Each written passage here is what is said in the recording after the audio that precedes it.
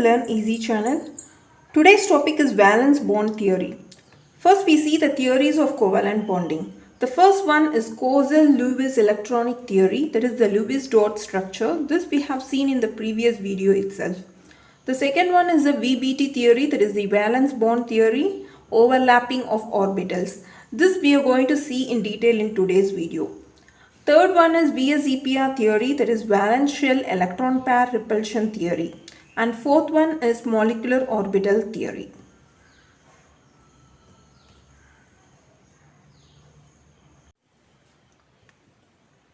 Valence bond theory explains the overlapping of orbitals. It explains about sigma and pi bond formation. Consider two hydrogen atoms A and B.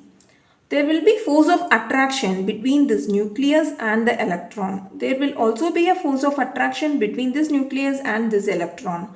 There will also be force of repulsion between the electron of A with the nucleus of B and the electron of B with nucleus of A. In this case, the force of attraction will be more compared to the force of repulsion. So, force of attraction is greater than the force of repulsion in this case. When these two hydrogen atoms overlap with each other, and in that case a sigma bond is formed, and in that case the force of attraction will be equal to the force of repulsion. Consider these two cases where here the overlap is lesser, whereas in here the overlap is more. When there is overlap is more, in that case the bond formation will be stronger. The bond length will be lesser and it needs more energy to break the bond. So the stronger the bond length will be lesser and it needs more of bond energy to break the bond. Before learning the overlapping of atomic orbitals, first we'll learn about the shape of atomic orbitals. We have four atomic orbitals, s, p, d and f. First we will see about the s orbital. S orbital is spherical in shape. When you spin the s orbital, the electrons will be seen in all directions. So it is spherical in shape. Okay. Next we will see about p orbital.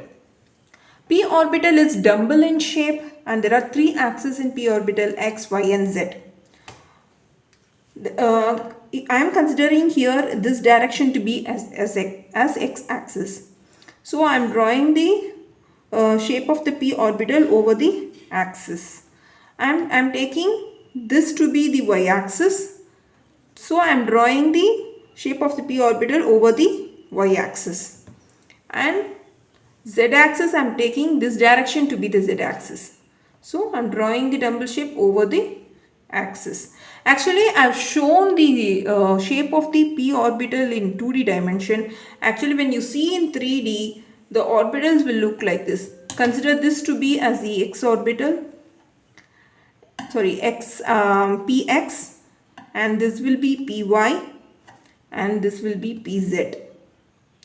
These three will be in three directions.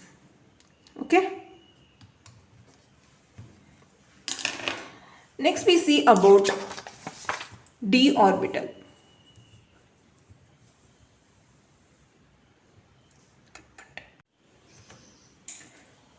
D orbital is double dumbbell in shape.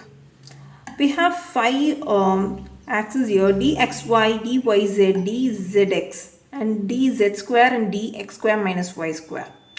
Just learn the shape of the orbitals. We are going to see in detail only about s and p orbitals. Okay. In dxy, dyz and dzx these three are non-axial because lobes are present in between the axis. I am drawing the lobes in between the axis and not on the axis. Okay. So between y and x. So I have drawn the lobes in between the axis. If you go for dyz, between the y and z axis, I have drawn two dumbbell shapes. Okay, this is the shape of d orbital, and same here for dzx. These three are considered to be non-axial because the lobes are present in between the axis. Next we go for dz square and dx square minus y square. In dx square minus y square, I have drawn the lobes on the axis, on the y axis and on the x axis. Okay. And in dz square also I have drawn the lobes on the axis, and in dz square there will be a ring like structure over the in between the axis. Okay. So these two are considered to be axial because lobes are present on the axis.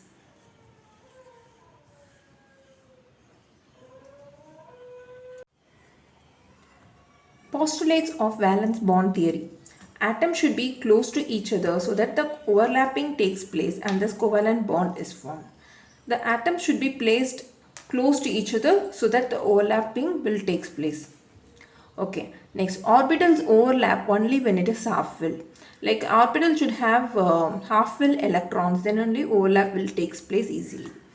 Next, electron should have opposite spin to overlap. One orbital should have positive spin. One electron of one orbital should have positive spin, and another should have a negative spin to pair up, so that they will easily overlap with each other. Next, there are two types of overlap. One is axial or head-on overlap, and second one is lateral or sideways overlap. This we'll see in detail. Next, overlapping orbitals should have same sign. For example, if two p orbital overlap with each other, when it is overlapping, the sign should be same. Like here also plus should be there, and here also plus should be there. Same sign should be maintained. Then only overlapping will take place. Next, we will see the types of overlapping. The first one is axial or head-on overlap. In this case, only sigma bond will be formed. Okay, the first one is SS overlap. I am taking here the example of hydrogen. Okay, so two hydrogen atom overlaps to form HH covalent bond. Okay, so since hydrogen has an atomic number 1, it will have only one electron in hydrogen atom. So these two join together, overlap to form HH sigma bond will be formed. Thus SS overlap takes place. Since S orbital has a shape of it is spherical in shape, so I have drawn here two spherical SS overlap. So I have drawn here two spherical shapes here. Okay. Next we'll go for SP overlap. In SP overlap, you know the shape for S orbital is spherical and shape of P orbital is dumbbell shape. So when S overlaps with P, we have to overlap the dumbbell shape over the spherical shape. Okay, and here I have taken example of HCl. Hydrogen bonds with chlorine. Hydrogen has an atomic number 1, so only one electron will be there, and for chlorine atomic number is 17. So 1s2, 2s2, 2p6, 3s2 and 3p5. So the overlap takes place only in the p orbital. So in p we have 5 electrons. So first we have to fill each electron in px, py and pz. Okay. So 1, 2, 3, 4, 5. So this one electron from hydrogen will overlaps with the electron in p orbital. So the bond will be formed between 1s and 3pz orbital. Okay.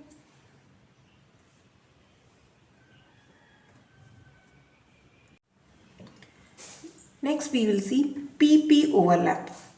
So p orbital overlaps with another p orbital. It forms a shape like this, like two dumbbell shape overlaps with each other.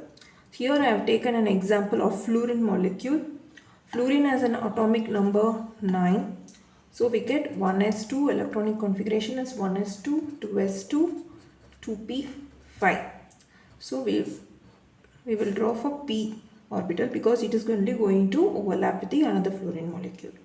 So 1, 2, 3, 4, 5. Okay, totally 5 electrons in 2p orbital. Okay, now another fluorine molecule. It also has the atomic number 9. So 1s2, 2s2, 2p5. Again here also 5 electrons will be there. 1, 2, 3, 4, and this time we have to draw the opposite spin. Okay, so these two will overlap with each other to form pp orbital overlapping. Okay, so 2px, this is 2py, and this is 2pz. So 2pz of one fluorine molecule will form a bond with another 2pz of another fluorine molecule. So pp orbital overlapping takes place. So this is also 2px, 2py, 2pz. Okay, so fluorine forms a sigma bond with another fluorine molecule. So we have seen three overlaps. One is SS overlap, another one is SP overlap, and the third one is PP overlap. On all the three are axial or head-on overlapping. In this case, only sigma bond will be formed. Next, we are going to see lateral overlap or sideways overlap. In this case, only pi bond is formed. Okay, the first example I'm going to show is O2 with O2 molecule. Here P and P overlap takes place. P orbital overlaps with another P orbital. Two oxygen atom is going to form a pi bond in this case. Okay, atomic number of oxygen is 8. So 1s2, 2s2, 2p4. So 2p4 have drawn the orbital for 2p4. 1, 2, 3 and 4. Two unpaired electrons are there in this oxygen atom. So another oxygen atom, there will be two unpaired electrons here also. So this one unpaired electron in 2pz will form a sigma bond with another 2pz orbital. And this one unpaired electron in 2py will form a pi bond with another 2py orbital. So we are going to see the how the overlap takes place using the structure. Okay, first sigma bond is formed between 2pz and 2pz. That we should draw first. So since it is a p and p, we have to draw the double shape. Okay, so one pz orbital overlaps with another pz orbital. So I've drawn the two electrons here. Okay, and it forms a sigma bond here. Sigma bond is formed here. Now we have to draw py orbital. So I've taken the axis for py as like this. So we have to draw like this. This is the py orbital. This is another py orbital. These two will form a pi bond. They both will form a pi bond in this case. We have to write the sign properly.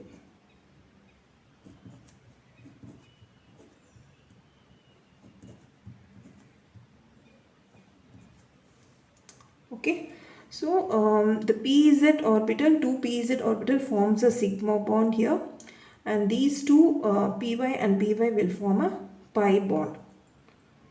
So oxygen will have two bonds. One is pi bond, another one is sigma bond.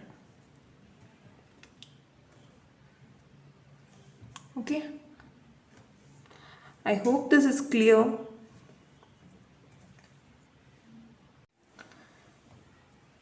Now we are going to see the next example of nitrogen N triple bond N. Here two pi bonds will be formed and one sigma bond will be formed. Okay. So nitrogen has atomic number 7. So 1s2, 2s2, 2p3. There will be 3 unpaired electrons. So it bonds with another nitrogen atom. So here also 3 unpaired electrons will be there. Initially there will be a sigma bond formation between this 2pz and 2pz. And there will be 2 pi bond formation between 2py and 2py and 2px and 2px. So 2 pi bonds will be formed and 1 sigma bond will be formed in this case. Now we'll see how to draw the structure. So first we will draw the structure for sigma bond. So 2pz forms a sigma bond with 2pz. So we have to draw two dumbbell shape like this. One p orbital overlaps with another p. I have taken here as pz. So two electrons are paired here. Okay. Now we have to draw for py. This is py. It forms a pi bond here. This is py and this is py. It forms a pi bond formation here. Now we have to draw 2px. Okay, 2px will come here. 2px, this is px, and another px will come here. Okay, these two will, this is px, right? These two will form a pi bond. These two will pair up and form a pi bond.